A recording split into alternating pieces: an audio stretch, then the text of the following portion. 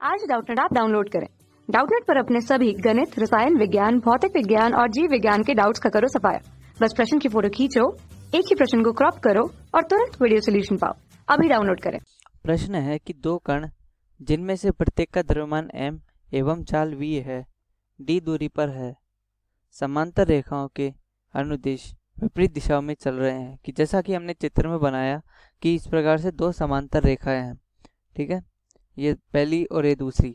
अब इन दो समांतर रेखाओं के अनुदिश दो कण हैं m द्रव्यमान के, जो कि विपरीत दिशाओं में चल रहे हैं, और इन दोनों समांतर रेखाओं के बीच की दूरी कितनी है? हमारे पास d। हमें दर्शाना है कि इस द्विकर्ण निकाय का जो सदिश कोणीय संवेग है वो समान रहेगा, चाहे हम किसी भी बिंदु के परितः कोणीय संवेग को ले लें। तो आइए हल करते हैं इस प्रश्न को। अब चूंकि ये d है हमारे पास, इसके बीच की दूरी, तो हमें क्या हम करते हैं कि इसके कहीं किसी बिंदु पर हम एक मूल बिंदु मान लेते हैं। यहाँ पर हमने एक निर्देश तंत्र मान लिया है मूल बिंदु से, और हम इधर x और y निर्देशांक खींच लेते हैं, जो कि है इस प्रकार से। ठीक है, इस प्रकार से हमने एक निर्देश तंत्र खींच लिया है। अब हमें ये जो दोनों बिंदु है यानी कि कण है, इनके हमें स्थिति सदिश लिखने हैं। इस कण को मैं a नाम देता हूँ और इस कण को मैं b नाम दे देता हूँ। तो हमें a और b के स्थिति सदिश कैसे लिखेंगे? हम किसी क्षण मान लेते हैं कि यह जो कण है, यह कण एक x1 दूरी पर है यहाँ से, और यह कण यहाँ से x2 दूरी पर है। किसी क्षण की मैं अभी बात कर रहा हूँ। तो हम इस जो a बिंदु है, a बिंदु का स्थिति सदिश कैसे लिखेंगे? a बिंदु का स्थिति सदिश के लिए हमें एक y निर्देशांक की और आवश्यकता होगी। अब y निर्देशांक की चूंकि ये बिंदु है, ये इन दोनों के बीच की दूरी d है, और ये हम मान लेते हैं कि इसको दो भागों में विभाजित कर रहा है। इसको हम d1 लिख लेते हैं, यानी कि ये वाली दूरी d1 है और ये वाली दूरी हमारे पास d2 के बराबर हो जाएगी। तो हम आसानी से अब इनका स्थिति सदिश लिख लेते हैं कि एक स्थिति सदिश है इस प्रकार से मूल बिंदु से लेकर यहाँ तक, और एक है इस मूल बिंदु से लेकर यहाँ तक। तो अब हम स्थिति सदिश लिखते हैं, जो कि आर है होगा। आर ए सदिश क्या होगा? ये लिखा जाएगा हमारे पास, x तो आगे की ओर है, यानी कि x1 high cap plus d1 जे कैप। क्योंकि हम जानते हैं कि जो x निर्देशांक है, यानी कि हमारे पास क्या है, x निर्देशांक, इस x निर्देशांक को हम आई कैप भी लिखते हैं, और ये y निर्देशांक है तो इसको हम जे कैप भी लिखते हैं। यह है सदिश रूप में i और j। तो अब इधर से आर बी क्या लिखेंगे? इधर से आर बी लिखेंगे हम minus x2 I cap minus d2 J cap. क्यों? क्योंकि ये दोनों ओर से ऋणात्मक दिशा की ओर है। हमने इधर से आर ए और आर बी निकाल लिया है। अब हम क्या निकालते हैं? इनके रेखीय संवेग। v का रेखीय संवेग क्या लिखा जाएगा? v का रेखीय संवेग हमारे पास मतलब a का जो a बिंदु है, a बिंदु का रेखीय संवेग pa, ठीक है, इसको हम pa से लिखेंगे, जो m गुणा va सदिश है। तो m गुणा va सदिश यानी कि m गुणा va सदिश क्या है? v गुणा i कैप, क्योंकि ये i दिशा में चल रहा है, v गुणा i कैप।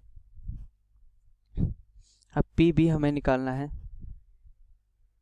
तो ये m गुणा vb सदिश, तो m गुणा माइनस v आई कैप, ये इस प्रकार लिखा जाएगा। अब हम एल ए एल बी निकाल सकते हैं। एल ए और एल बी हमारे पास क्या है? कोणीय संवेग। ठीक है, कोणीय संवेग को हम एल से भी लिख सकते हैं या फिर जे से भी लिख सकते हैं। मैं इधर एल से लिख देता हूँ। तो एल ए क्या हो जाएगा हमारे पास? एल ए हो जाएगा R A cross P A. ठीक है, हम जानते हैं कि कोणीय संवेग का जो सूत्र होता है वो यही होता है कि स्थिति सदिश गुणा रेखीय संवेग के बराबर। और चूंकि हमारा इधर क्रॉस प्रोडक्ट हो रहा है, तो x1 आई कैप प्लस d1 जे कैप क्रॉस होगा mv आई कैप, और इधर हम एल बी सदिश निकालेंगे, जो कि किससे? आर बी सदिश क्रॉस पी बी सदिश। तो ये हमारे पास क्या आएगा? Minus x2 I cap plus d2 J cap. ठीक है, माइनस कॉमन ले लिया है, cross minus M V I cap, ये माइनस और माइनस इधर प्लस हो जाएगा, तो इधर यहाँ से क्या लिखा जाएगा, अब हम आई को आई के साथ क्रॉस कर रहे हैं, तो क्रॉस के लिए हम जानते हैं कि किस प्रकार से हम दो सदिशों के बीच में क्रॉस करते हैं कि यदि आई क्रॉस आई करेंगे या जे क्रॉस जे करेंगे या के क्रॉस के करेंगे तो उसका मान हमारा 0 हो जाएगा, यानी कि दो समांतर सदिशों का क्रॉस प्रोडक्ट 0 होता है, सदिश गुणनफल 0 होता है। तो ये पद हमारा आई क्रॉस आई 0 रहेगा। अब हम लिख रहे हैं जे क्रॉस आई, तो जे क्रॉस आई क्या होगा, हमारे पास है जे और आई, तो जे क्रॉस आई करेंगे तो हम इसको माइनस के कैप लिखेंगे। अगर आई क्रॉस जे होता तो हमें के कैप मिलता। इस प्रकार से चक्रीय प्रक्रम में हम सदिश गुणनफल लिखते हैं। तो इस स्थिति में क्या लिखेंगे, एम वी डी वन, जे और आई है माइनस के कैप। अब इस स्थिति में आई क्रॉस आई तो 0 हो जाएगा, तो एम वी डी टू, और ये भी जे क्रॉस आई है तो माइनस के कैप हो जाएगा। तो ऐसे हमें एल ए और एल बी प्राप्त हो गए। अब हमें इस निकाय का कुल सदिश कोणीय संवेग निकलना है। तो कुल सदिश कोणीय संवेग एल सदिश बराबर क्या हो जाएगा, ये हो जाएगा L A plus L B, यानी कि दोनों के जो पृथक पृथक सदिश संवेग कोणीय संवेग है उनका योग। अब इनके जो पृथक पृथक कोणीय संवेग सदिश है उनका योग कर देते हैं। तो M V D one minus K cap plus M V D two minus K cap, M V और माइनस के कैप अलग हो जाएंगे और D one plus D two. अब चूंकि D one plus D two हमारे पास क्या है, यह है हमारे पास डी के बराबर, जो कि इन दोनों समांतर रेखाओं के बीच की दूरी है। तो एल सदिश हमारे पास आ गया M V D minus K cap. तो ये हमारे पास आ गया इसका सदिश कोणीय संवेग। अब हम देख सकते हैं कि जो सदिश कोणीय संवेग है वो हमारा एक्स पे निर्भर नहीं कर रहा है, यानी कि जो दूरियां हमने ये जो दूरियां हमने मानी थी x1 और x2, इन पे निर्भर नहीं कर रहा है, यानी कि x1 और x2 कितने भी हो सकते हैं। यानी कि कण अगर इधर होता, कण इधर होता, इधर होता, इधर होता, या फिर इधर होता, इधर होता, वैसे ये भी इधर होता, इधर होता, इधर होता, कहीं भी होता, तो भी हमारा कोणीय संवेग यही प्राप्त होता है एम वी माइनस टी के कैप। और साथ ही साथ हम जो ये मूल बिंदु है, हमने मूल बिंदु D1 और D2 को ध्यान में रखकर अलग अलग किया है।